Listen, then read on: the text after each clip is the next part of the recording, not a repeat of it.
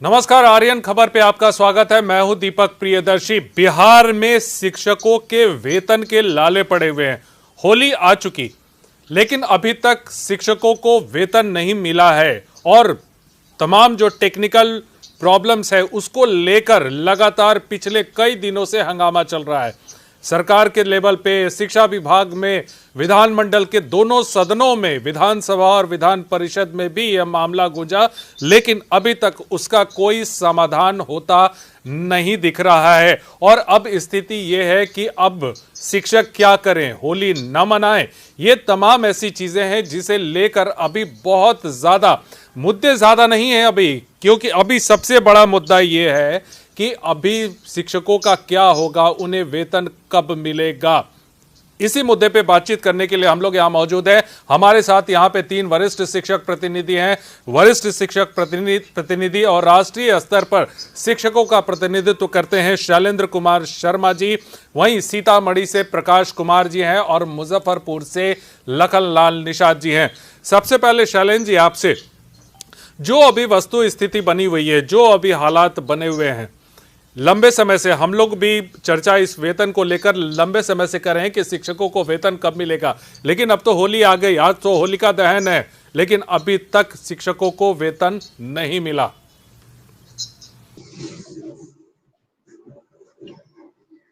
समस्याओं के बारे में पूछते हैं और दीपक जी आपने कहा कि मुद्दे नहीं हैं। मुद्दे तो कई हैं। वेतन भुगतान जो है उस समय के लिए बाधित है।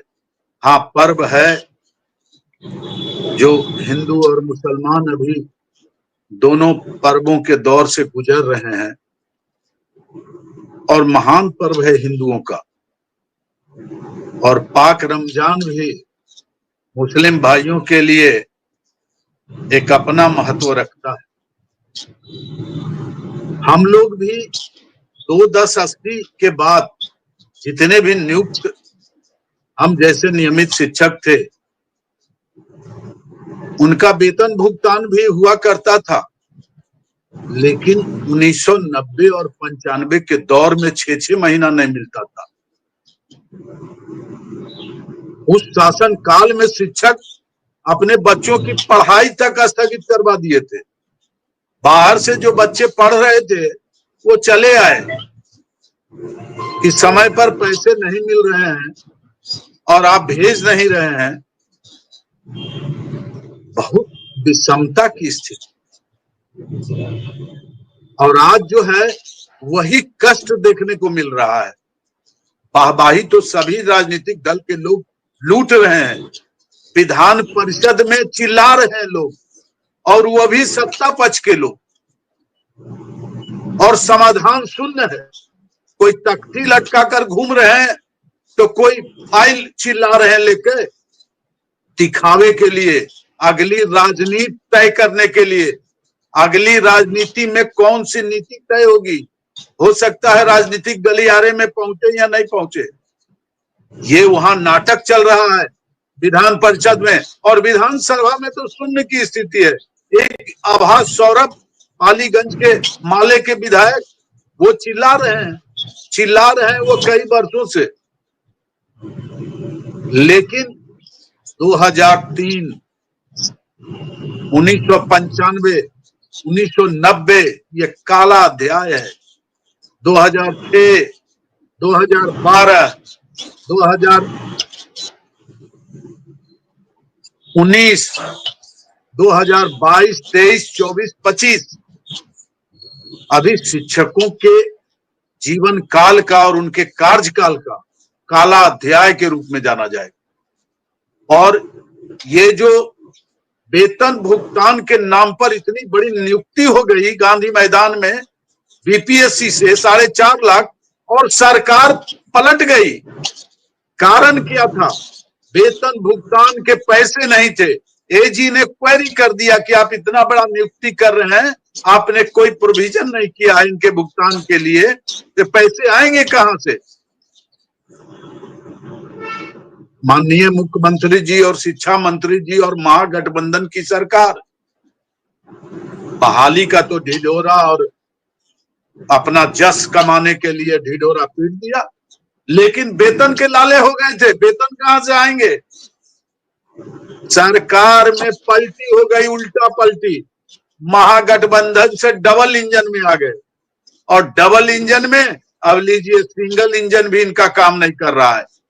ये सब राजनीतिक चाल है, राजनीतिक शिकंजा है, और जो जमीन है और जमीर है वो शिक्षकों का रह गया। सदन में भी कई ऐसे सवाल हैं शैलेंद्र जी, उस पर आपके पास आना चाहूंगा। अभी लखनलाल निषाद जी मुजफ्फरपुर से हैं, शिक्षकों का प्रतिनिधित्व करते हैं।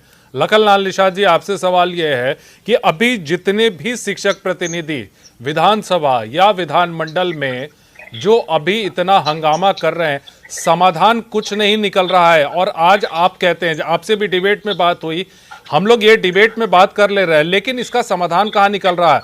क्या शिक्षक नेता, क्या शिक्षक प्रतिनिधि, क्या शिक्षक जो माननीय अभी वहां पे बन के गए हैं, क्या समाधान क्या निकल रहा है उसका? जी,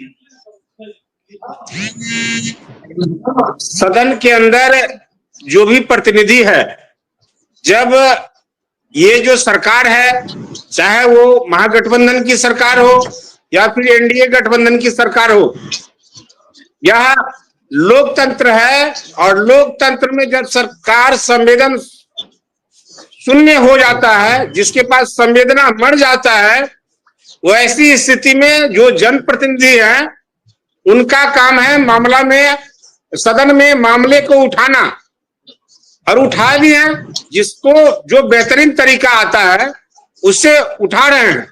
और जो भी आप शिक्षक प्रतिनिधि जो भी बने हैं, वो भी हाउस में बोलते रहे हैं, लेकिन वो सत्ता पक्ष के हो या विपक्ष के हो, उसका फलाफल नहीं हो पाया है। कल भी तिरहुत के जो एमएलसी हैं, वो जब वेतन भुगतान के मामले को लेकर तख्ती लटकाए और उन्होंने सरकार को संज्ञान में भी दिया, सभापति से बात भी की, वित्त मंत्री से भी कहा, तो बोले कि देख लेते हैं, यहाँ सरकार संवेदनहीन है। तो ऐसी स्थिति में लोकतंत्र का जो मापदंड है, उसमें लोकतंत्र कहीं से बिहार के अंदर दिख नहीं रहा है। और शिक्षक त्राहिमाम की स्थिति में है। प्रकाश भाई सीतामढ़ी से हैं, नेतृत्वकर्ता साथी हैं, और वहां भी जीओबी का जो जानकारी मिला है, 3 महीना से आवंटन नहीं है। ऐसी स्थिति बनी है, बहुत दुखद स्थिति है। लखन जी, प्रकाश जी से बात कर लेते हैं। प्रकाश जी, आप वहां सीतामढ़ी में हैं, वहां क्या स्थिति है? अभी वहां वेतन तो मिला नहीं, और सदन की कार्रवाई भी आप देख रहे हैं कि जिस तरह से चल रही है, मामले तो उठ रहे हैं, वेतन की बात हो रही है, लेकिन समाधान कुछ नहीं हो रहा। देखिए, यह आज की बात नहीं है। विगत दिनों जब के पाठक साहब थे, उस समय तक वेतन चल रहा था, इस बात को हम स्वीकार करते हैं। पूर्व में तो हमेशा तंगी रहा ही है, 6 महीना पर, 9 महीना पर, 10 महीना पर वेतन भुगतान होता। लेकिन जब से पाठक जी आए, उसके बाद उन्होंने गुणात्मक सुधार किया था इस मुद्दे पर। लेकिन वर्तमान स्थिति में जो स्थिति है वह काफी चरमरा गई है। शिक्षक उहापोह की स्थिति में हो जाते हैं। अब बतलाइए कि सीतामढ़ी में, सही लखनलाल भाई ने कहा कि सीतामढ़ी में 3 माह से जीओबी का आवंटन नहीं है। यहां तक कि नगर निगम में जो कार्यरत शिक्षक हैं जीओबी से, उनका दिसंबर माह से बाकी है। तो अब समझ सकते हैं, उनका एरियर जो है, डीए का एरियर है, लगातार बार बार हम लोग आग्रह करते हैं कि डीपीओ साहब। अभी जैसे चैलेंज जी कह रहे थे प्रकाश जी कि लालटेन युग की याद आ रही है, क्या आपको लगता है कि वहां भी स्थिति ऐसी है कि आप लालटेन युग में वापस आए? नहीं, कुछ ना कुछ तो लग रहा है, जो स्थिति वैसी बन रही है। एक युग था, चाहे वो आरजेडी की सरकार हो या जेडीयू की सरकार हो, आरजेडी की सरकार भी थी उस समय, तो और ज्यादा दिक्कतें होती थी। इसमें ऐसा हम नहीं कह सकते हैं कि नीतीश जी की सरकार में ही दिक्कत हुई है। ज्यादा दिक्कत आरजेडी की सरकार में हो रही थी वेतन भुगतान के मामले में।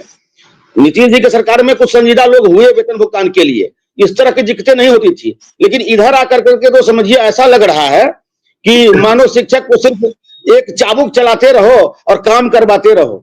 हमेशा कुछ न कुछ परेशानियां देते रहो। अरे वेतन जब सही समय पर नहीं मिलेगा तो शिक्षक अपना पूर्ण 100% विद्यालय में कैसे दे पाएगा, अपने बच्चों को की जिम्मेवारी कैसे उठा पाएगा, घर परिवार कैसे चला पाएगा। ऐसे ऐसे शिक्षक है जिनके बच्चे बीमार हैं और ऐसी ऐसी शिक्षिकाएं फोन करती है कि सर मेरा बच्चा भर्ती है, 5,000 भी मुझे मदद कर दीजिए ताकि मैं उसका बिल भर दें। और ये स्थिति बन रही है कि उनको हम किसी तरह से व्यवस्था करवाते हैं ताकि उनका इलाज हो सके। तो यह शर्मनाक बात है। लगातार ऐसा होना ही नहीं चाहिए। शिक्षक अगर काम करते हैं, आप लगातार उन पर दबाव बनाते हैं, काम करिए। आज भी सभी कार्यालय बंद थे, विद्यालय में परीक्षा नहीं था और शिक्षक को विद्यालय में जबरदस्ती ठेल दिया गया। क्या करेंगे शिक्षक? आज होली का दिन है, सब पर्व मनाने के लिए जा रहा था बिना वेतन। आज भी हम लगातार अभी बैंक में से ही आ रहे हैं, डीपीओ स्थापना से कार्यालय में गए, वहां से 8-9 प्रखंड का जो राशि था उसका भी भुगतान। इस पर आता हूं प्रकाश जी। जी, इस पर आता हूं। शैलेंद्र जी, सदन की बातचीत हो रही थी और सदन को मैंने भी कवर किया है। मैंने देखा है कि जब भी सदन में कोई सवाल उठता है, चाहे किसी भी फॉर्मेट में प्रश्नकाल हो, ध्यानाकर्षण हो, चाहे किसी भी मामले को लेके, सरकार एक कहती है कि इसको दिखवा लेते हैं, समीक्षा कर लेते हैं और उसके बाद जो सदस्य सवाल उठाते हैं वो चुप्पी साध देते हैं, यह मान के कि उनका उत्तर मिल गया।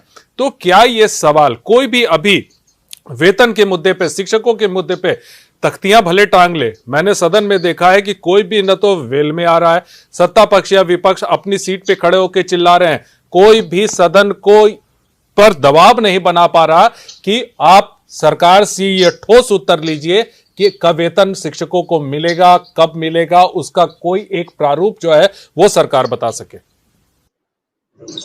2 दिनों का आप वीडियो देख लीजिए। आप विधान परिषद का माननीय सभापति भी लाचार हो गए। वहां विजय कुमार चौधरी आश्वासन दे रहे हैं जो कि उस विभाग के नहीं है, जिस पर कई विधान परिषद के माननीय सदस्यों ने कहा कि इनकी बात नहीं मानेंगे। विधान परिषद के माननीय सभापति अवधेश नारायण सिंह ने हाथ उठा दिया कि भाई सरकार नहीं मान रही है तो हम क्या करें, वेतन भुगतान तो होना चाहिए था। यही स्थिति हो गई है। और सिर्फ शिक्षकों के मामले में कल ही एक कर्मचारी की मृत्यु हो गई सचिवालय में, घेर लिया लोगों ने, एकजुटता दिखा दी, लेकिन शिक्षक एकजुट नहीं है। आंदोलन की बड़ी बड़ी बातें करते हैं, एकजुटता की बात करते हैं, लेकिन कहीं भी है कि जिला वाइज आंदोलन कर दे, वेतन भुगतान नहीं हुआ है, कल से मैं हाजिरी नहीं बनाऊंगा, 1 से 8 तक की परीक्षा नहीं लूंगा, मूल्यांकन नहीं करूंगा, कहीं नहीं, कोई नहीं। शिक्षक भी बटे हुए हैं और इसका नाजायज फायदा माननीय सदस्य और शिक्षक प्रतिनिधि उठा रहे हैं। ये तो खुद एक नहीं है। अब मजा लो, यहाँ स्थिति है पटना जिला का जिला शिक्षा पदाधिकारी जो संदेह के घेरे में है और प्रूफ है कि इन्होंने ठेकेदारी किया है, बेंच घोटाला, पुस्तक घोटाला, क्या क्या प्रयोगशाला घोटाला। कल भी 2-2 ट्रक सब स्कूलों में प्रयोगशाला का सामान मिला है, रूम 4 है। लखन जी से बात हो रही थी, उनका ये कहना है कि शिक्षक एकजुट है, शिक्षक नेताओं में फूट पड़ी हुई है। हालांकि इस पर लखन जी से सब जवाब लेंगे, पहले इस पर आपका रिएक्शन जानना चाहते हैं कि क्या यह वाकई ऐसी स्थिति है कि शिक्षक एकजुट है और नेताओं में फूट है? बिल्कुल नहीं। आप व्हाट्सएप खोल के देख लीजिए, कोई संजीव कुमार सिंह का वीडियो डाल रहा है तो कोई नवल किशोर यादव का, तो बहुत सारे अभी नए जो है जो तख्ती लटका के घूमते हैं ब्रजवासी जी, उनका वीडियो जारी कर रहा है और वो स्टेटमेंट वाह जिंदाबाद मुर्दाबाद। ये जब तक शिक्षकों राजनीतिक दल के पिछलग्गू बने रहेंगे, राजनीतिक दल के सदस्य हैं, उनके समर्थक बने रहेंगे, तब तक शिक्षकों की कोई मांग पूरी नहीं होगी, समस्या ग्रस्त रहेंगे।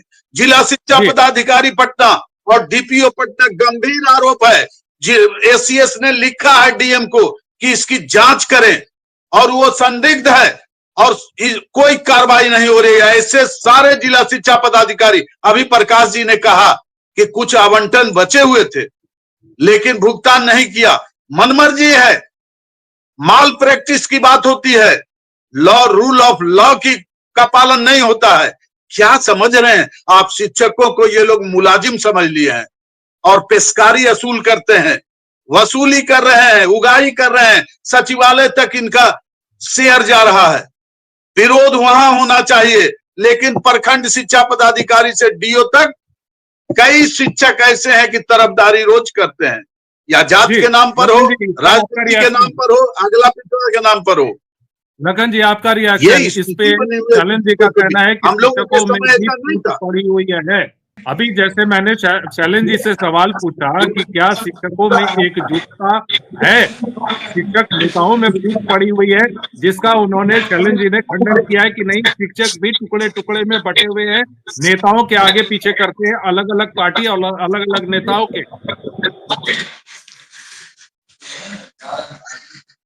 मैं बार बार बोलता हूं और बोलता रहूंगा कि बिहार के शिक्षक एकजुट है। जो समय आया है आप देख सकते हैं, 2003 से लेकर वर्तमान समय तक हमारे साथी जो है कि इसके गवाह हैं। और हम लोगों ने लड़कर लिया है सरकार से, खैरात में सरकार ने नहीं दिया है, लड़कर लिया है। अभी जितने भी आपके माननीय सदस्य हैं विधान परिषद के अंदर, वर्तमान की बात कीजिए। वर्तमान में क्या शिक्षक एकजुट है जैसे 2003 2012 में थे? जी जी बिल्कुल बिल्कुल, मैं बता रहा हूं, इसका मैं बार बार उदाहरण देता हूं और देता रहूंगा। और आप जो देखे हैं कि विभिन्न जो आपका सदन है, सदन के अंदर जो एमएलसी लोग हैं वो विभिन्न पार्टियों से हो सकते हैं, लेकिन ब्रजवासी जी एकलौते ऐसे प्रतिनिधि है, स्नातक प्रतिनिधि है जो शिक्षकों का प्रतिनिधि है, किसी पार्टी का प्रतिनिधि नहीं है, निर्दलीय प्रतिनिधि है। और वो स्नातक प्रतिनिधि है, शिक्षक प्रतिनिधि नहीं है। शिक्षक प्रतिनिधि उनको आप शैलेंद्र भाई समझने का प्रयास कीजिए कि उनको शिक्षकों ने जिताया है, शिक्षकों को एकता ने जिताया है। वहां जो भी आपके सर संगठन है, आपके प्राथमिक शिक्षक संघ हो, आपके माध्यमिक शिक्षक संघ हो, सभी लोग किनारे हो गए। उनको स्नातक प्रतिनिधि कहिए। वो स्नातक प्रतिनिधि के साथ शिक्षक प्रतिनिधि है जो शिक्षकों के रूप में काम कर रहे हैं, ऐसा आपको मानना पड़ेगा। और इसका उदाहरण है सीतामढ़ी के साथियों ने, वैशाली के साथियों ने, मुजफ्फरपुर के साथियों ने, शिवहर के साथियों ने एक पैर पर खड़ा होकर अपने प्रतिनिधि को सदन के अंदर भेजने का काम किया है। इसीलिए शिक्षक एकजुट है और इसका कई बार जो है कि आपको उदाहरण मिल चुका है। समय आने दीजिए, सरकार का ईंट से ईंट बजा देंगे। समय आने दीजिए, सरकारी पार्टी में हो जाएंगे। समय आने दीजिए, कुछ ही समय बाकी है। प्रकाश कुमार जी, चिंता मत कीजिए, प्राथमिक शिक्षक संघ नहीं है ये संगठन है, मजबूत संगठन है और नियोजितों का संगठन है। और इसमें जितने भी तमाम तरह के नियोजित है सब एकजुट है। आप लोगों ने तो 15 में भी आंदोलन किया था, लेकिन 2 दिन में ही बैक हो गया था। आज आप ही लोग का देन है, माध्यमिक शिक्षक और प्राथमिक शिक्षक संघ का देन है कि आप लोगों ने जो उस समय लाइन कैडर घोषित किया जा रहा था, आप लोग तो बड़े संगठन थे, फिर आप लोगों ने क्यों नहीं बोला? आज अगर में ऐसी स्थिति लग रही है क्योंकि दो यहाँ पे परस्पर जो है विचारों में गतिरोध है, क्या आपको ऐसा लगता है कि शिक्षकों में एकजुटता है या नहीं है, या फिर शिक्षक नेताओं में ही फूट पड़ी हुई है? देखिए, पूर्व में ऐसी बात नहीं थी, ये आज से नहीं है। आप जो कह रहे हैं नियमित शिक्षकों का संगठन प्राथमिक शिक्षक संघ और माध्यमिक शिक्षक संघ अलग था ही था। हम लोग जब से बहाल हुए हैं 2003 से, हम लोग का अपना नियोजित शिक्षक संगठन है और वही लड़ाई 24 दिसंबर 2005 से लड़ाई लड़ते लड़ते 2015 में हम लोग वेतनमान भी ले लिए और यह लोग देखते रह गए। तो हमको इनके ऊपर कुछ कहना नहीं है, हमारी लड़ाई है तो हम खुद लड़ करके इस मुकाम तक पहुंचे हैं।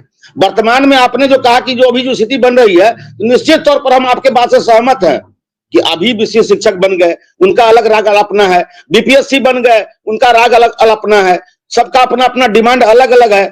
और जो नियोजित खांटी नियोजित बिहार के बच्चे हुए हैं, उनका अलग डिमांड है कि हमको पूर्णतः सेवा में पूरा ये प्रोन्नति के साथ हमको पूरे सेवा का लाभ दिया जाए। हम पूरा नया नियुक्ति नहीं चाहते। सक्षमता 3 का अनाउंसमेंट सरकार ने, उसके आवेदन की तिथि बढ़ा दी है। क्या ऐसी स्थिति है कि उसमें प्रॉपर आवेदन नहीं हुआ है, इसीलिए सरकार ने आवेदन की तिथि बढ़ाई है? बिल्कुल बिल्कुल। अगर नहीं सर, अगर आवेदन प्रॉपर हुआ रहता तो यह डेट बढ़ाने की आवश्यकता नहीं पड़ती सरकार को।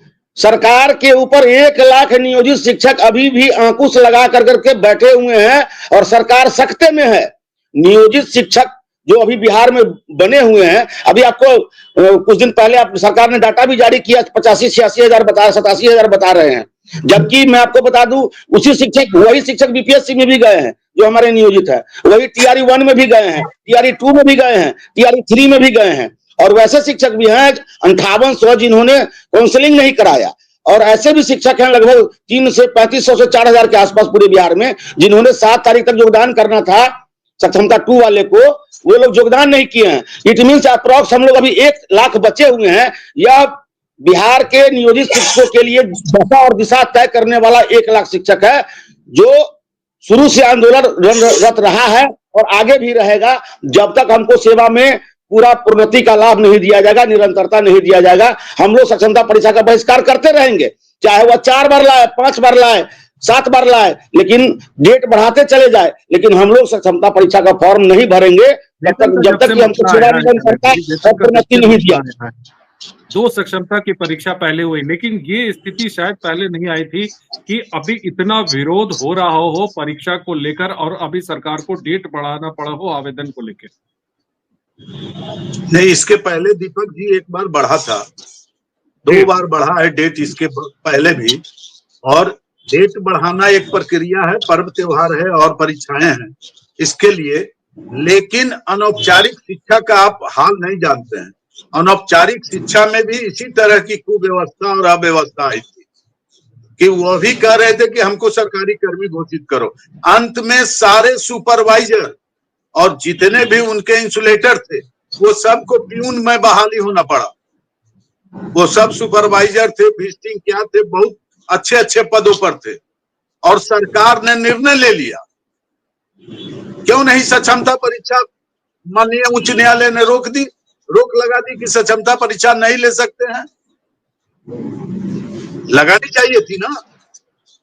आखिर सरकार जो चाहेगी कि मैं राजकर्मी का दर्जा दूंगा, और इन्हीं लोगों ने सारा वो किया कि बिना शर्त राजकर्मी का दर्जा देना होगा।